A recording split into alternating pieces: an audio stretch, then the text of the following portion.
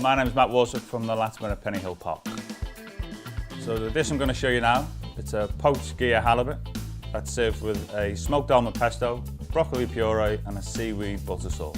Any fresh fish, I always look for really bright red gills, make sure that the eyes aren't cloudy, a nice firm flesh and no smell of fish. So we're using a farmed Gigha Halibut.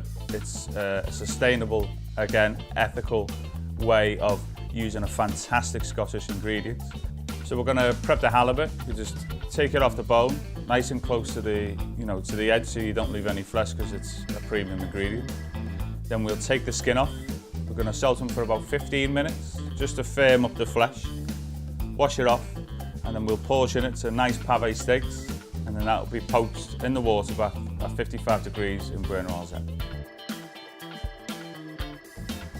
So next is a smoked almond pesto. So we'll just blitz all the ingredients up, and instead of using pine nuts, we just omit them and we swap it with smoked almonds instead. Very simple. For the broccoli puree, we just boil broccoli florets, a touch of bicarb in there, and then we blitz that in the thermo so nice and smooth, touch of butter, and then we pass it and it's ready to go. For the seaweed butter sauce, it's just a basic base of white wine vinegar, shallots, bay leaf and peppercorns. And then that will be reduced, and the butter sauce is finished with chives, dulse seaweed, and it's ready to go. So the halibut will be just off centre on the left. You have a puree on the right hand side, a quenelle of the smoked almond pesto, then we finish it with some broccoli florets, and then spoon the sauce right in the middle, and then finish it with a bit of rapeseed oil.